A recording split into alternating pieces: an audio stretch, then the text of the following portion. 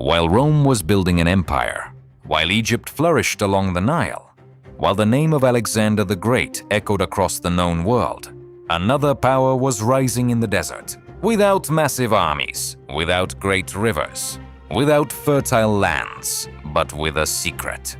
A secret that made them one of the wealthiest civilizations of their time. They carved cities into stone, controlled thousands of kilometers of trade routes, and created engineering systems that still function more than 2,000 years later. This is the story of the Nabataeans, the people who made the desert work for them. But the most remarkable part, for centuries, the world almost forgot they ever existed. Today, we will follow in the footsteps of archaeologists to discover who the Nabataeans really were, how they turned the desert into an empire, and why their world eventually disappeared. So let's begin. For a long time, the history of the Nabataeans seemed simple. There was Petra, a magnificent city hidden among towering cliffs. For generations, it was considered the greatest legacy of this ancient people. But then archaeologists began noticing strange patterns. First came a few tombs, then inscriptions, then the remains of ancient roads. After that, caravan stations. Each new discovery appeared farther and farther from Petra, yet all of them seemed connected. The same symbols, similar inscriptions, the same distinctive architectural style, as if someone had left the same signature across the entire desert. And the more discoveries were made, the clearer it became.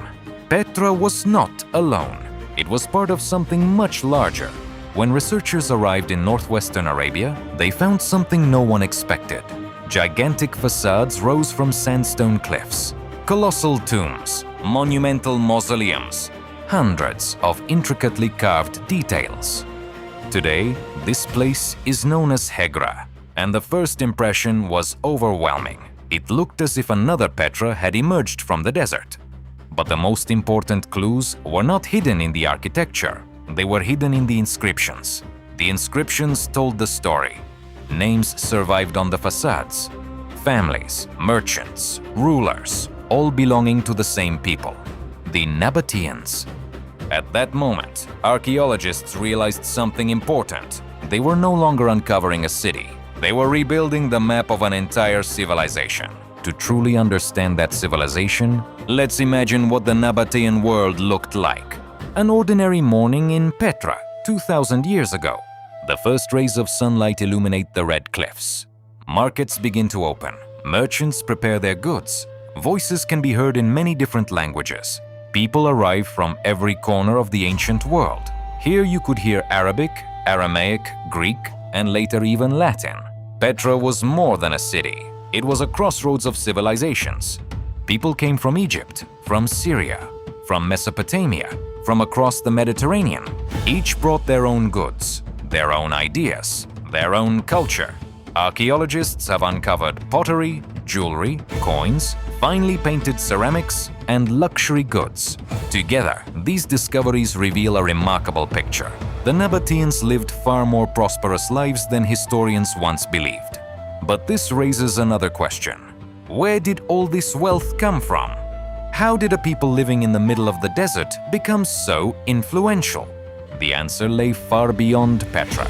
And it was connected to a commodity that seems ordinary today: spices. Today, spices are inexpensive, but 2,000 years ago, they were treasures, especially frankincense and myrrh. They were used in religious ceremonies, palaces, temples, and royal courts. Demand was enormous. The problem was distance. The primary sources of these goods were located deep in southern Arabia. To reach the Mediterranean, they had to travel thousands of kilometers across some of the harshest deserts on Earth. And this is where the Nabataeans gained their advantage. They knew the desert better than anyone. They knew the routes, the wells, the oases, the storm seasons, the dangerous stretches of wilderness. Gradually, something extraordinary happened. They became indispensable, not because they possessed the largest army, but because they controlled the road itself. Without them, trade would have nearly stopped. Every caravan brought wealth.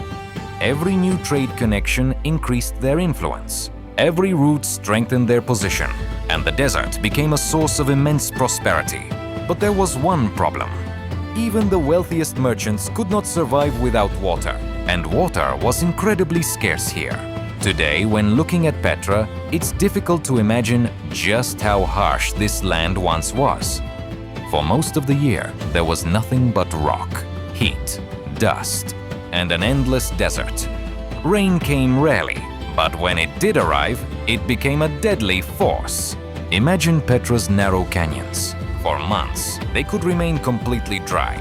Yet all it took was a single powerful storm in the mountains. Within minutes, enormous torrents of water would rush through the gorges. A raging flood of rock and water, sweeping away everything in its path. For most ancient settlements, such floods were disasters. But the Nabataeans saw an opportunity, and this is where one of the most remarkable engineering stories of the ancient world begins. Instead of fighting the desert, they made it work for them. Archaeologists have discovered hundreds of meters of channels carved directly into the rock. Some were engineered with such precision that their gradient varies by only a few centimeters over dozens of meters. When the rains arrived, water entered the system. First, stone dams slowed the flow. Then it was directed into narrow channels. From there, it continued through an elaborate network, through tunnels, through stone conduits, through hidden passages carved inside the cliffs. But the most remarkable part was this: the water was never meant to flow quickly. The Nabataeans deliberately designed their channels to slow the water gradually. If it moved too fast, it would destroy the system. If it moved too slowly, it would never reach the reservoirs. They found the perfect balance more than 2,000 years ago. Even today, engineers continue to study these solutions, because some of the calculations seem astonishingly precise for their time. But the channels were only the beginning. The real secret lay underground. During excavations, archaeologists uncovered enormous cisterns. Some were carved entirely into solid rock. Others were hidden beneath layers of sand. Still others were concealed deep within the mountains. Together, they stored vast reserves of water, millions of liters, enough to sustain an entire city. Thanks to this system, Petra contained things that seem almost impossible in a desert. Gardens, fountains, bathhouses, fruit trees, vineyards. While other people searched desperately for water, the Nabataeans mastered the art of preserving it, and that advantage allowed them to create a thriving world among the rocks. But their success could not go unnoticed forever, because in the West, a new power was rising. A power that would reshape the ancient world: Rome. By the time the Nabataeans controlled the desert trade routes, Rome was already becoming the dominant power of the Mediterranean. Legion after legion, province after province, Rome expanded its borders, absorbing neighboring kingdoms and bringing entire peoples under its rule. By the 1st century BC, the Romans were well aware of the Nabataeans, and they fully understood their importance. The goods that the entire ancient world desired passed through Nabataean territory. Control of those routes meant control of enormous wealth. Yet the relationship between Rome and the Nabataeans was more complicated than simple warfare. Sometimes they cooperated, sometimes they traded, sometimes they supported one another, and sometimes they clashed.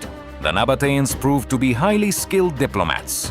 They understood one thing clearly: Rome could not be defeated by force, so they worked to maintain a delicate balance. And for a time, it worked. But history rarely allows small kingdoms to remain independent forever. In AD 106, everything changed. After the death of the last Nabataean king, Rabel II, Rome annexed the Nabataean kingdom. A new Roman province was created, Arabia Petraea. Surprisingly, this was not an immediate catastrophe. Petra continued to thrive. Caravans still arrived. Markets remained busy. The city retained its importance. But subtle changes had already begun. Changes that would eventually prove more dangerous than any army. Global trade patterns were shifting. New routes emerged. Maritime trade expanded. Ships could carry more goods, faster, cheaper, without the risks of crossing thousands of kilometers of desert. For the first time in centuries, the Nabataeans' greatest advantage began to lose its value. But this was only the beginning, because another disaster lay ahead. One far more destructive. Most fallen civilizations are associated with wars, conquests, collapsed capitals, and devastating battles. But the story of the Nabataeans was different. There was no single day when everything ended. No invading army that destroyed Petra. Instead, decline came slowly, almost imperceptibly to those living through it, but fatal for the city's future. Trade continued to shift. More goods traveled by sea. Fewer caravans crossed the desert. Revenues declined, influence faded. Petra's importance gradually weakened. Then came another blow. Earthquakes. The region around Petra lies within an active tectonic zone. For centuries, powerful earthquakes shook the area. One of the most devastating occurred in AD 363. Historical accounts describe damaged buildings, roads, temples, and parts of the water system. For an ordinary city, this would have been a serious problem. For a city in the middle of the desert, it was a catastrophe, because water was the foundation of everything. If the channels failed, if the dams collapsed, if the reservoirs were damaged, the entire system began to break down. And without that system, life in the desert became far more difficult. Year after year, the population declined. Caravans arrived less frequently. Markets grew quieter. Homes were abandoned. The city that once echoed with dozens of languages slowly fell silent. Petra did not die overnight. It faded away.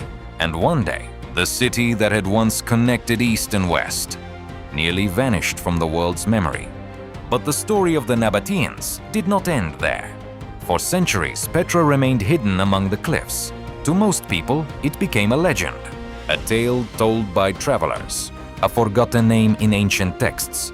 Then another remarkable chapter began. In 1812, the Swiss explorer Johann Ludwig Burckhardt reached this remote region. Disguised as a local merchant, he passed through the narrow Essek Canyon and saw what had been hidden from the outside world for centuries. Al-Khazne, the treasury, a magnificent facade carved directly into the rock. Thus began the rediscovery of Petra. But the more archaeologists studied this lost world, the more questions emerged. Excavations continue to this day. Every year, researchers uncover new tunnels, new canals, new inscriptions, new roads. Sometimes entire structures emerge from beneath the sand. Structures no one knew existed. Parts of the ancient system remain unexplored. Some trade routes are still unknown, and certain technologies continue to spark debate among experts. That is why the story of the Nabataeans is still being written. Perhaps beneath the sands of Arabia, entire cities remain undiscovered. Perhaps the most important discoveries still lie ahead. The Nabataeans proved something extraordinary. The greatness of a civilization is not measured only by armies, not only by territory, not only by conquest. Sometimes the greatest peoples achieve greatness through knowledge, through ingenuity, and through the ability to see opportunities where others see only obstacles. They learned to understand the desert and turned it into a source of power. They built a thriving world among the rocks. And even after 2,000 years, their achievements continue to amaze us. Because their story is not over, it is still hidden beneath the sand, waiting for the next discovery. Subscribe if you want to uncover the greatest mysteries of history, the ones that often begin with a single remarkable discovery.